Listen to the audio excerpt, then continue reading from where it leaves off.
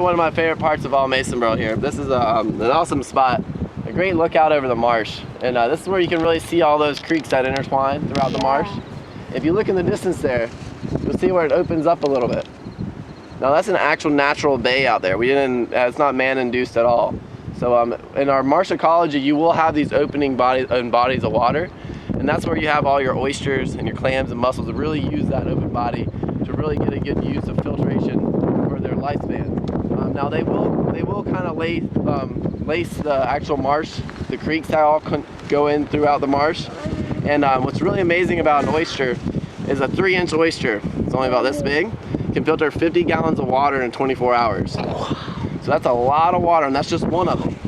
Now you gotta think, out there, you gotta think about just how many oysters are out here. Now, to put it in perspective, through just a one little creek, you know, you're gonna be on either side. I mean, there's gonna be thousands upon thousands of them on either side.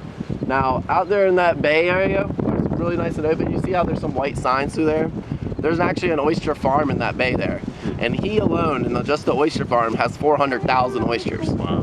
So that's just in the controlled area. Now, where the natural area is going to be even more abundant. And that's going to be throughout all the marsh, all the creeks, everywhere in this area has these oysters growing in them. And that's the reason why our water stays clean, because they're not only filtering to eat, but they're filtering to clean. So we clean our waters, keep them open for our swimming and for our recreational use. Now, for whatever reason, if the oysters would go extinct, then it would be very detrimental on our whole ecology out here. It would really contaminate our waters where we wouldn't be able to use them recreationally. So it's really important to harvest them and use them in a proper manner. Now, in North Carolina, there is some regulation to it. If you're a North Carolina resident, you're able to harvest 1 bushel per day. And a bushel is usually around 40 to 60 oysters in a bushel.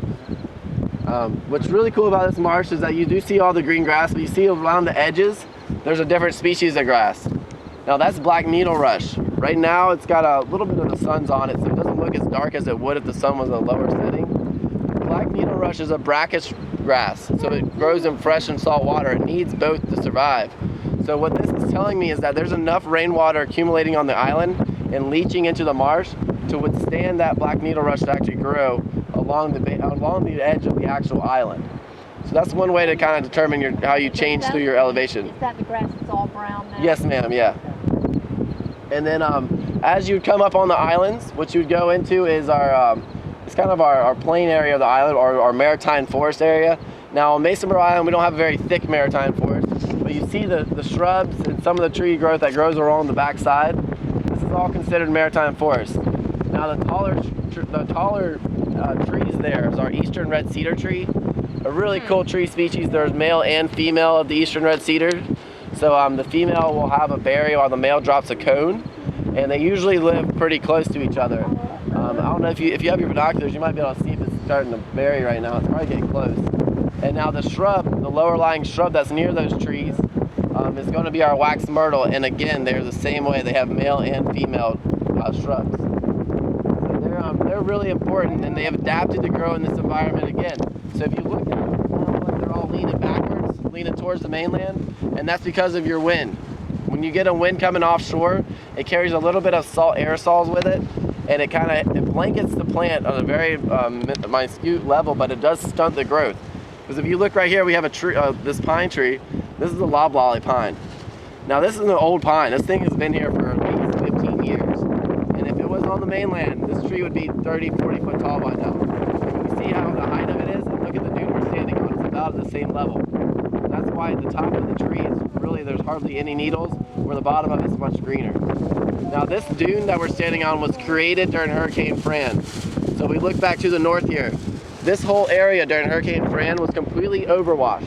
So again, just like what I was telling you guys about Hazel, the ocean level rose up above the island height, above that primary dune, which is our tallest dune out there, and washed over the island and removed all the vegetation and literally put a clean slate of sand there. And whenever it did that, it pushed all the sand and vegetation that was once over there up to here. So this is why we're on what's called a storm dune. This dune is going perpendicular with the island instead of parallel. Most of your dune systems will go parallel. This one will go perpendicular. And that's because it's made by a force of nature. Cool deal. Let's go out to the beach.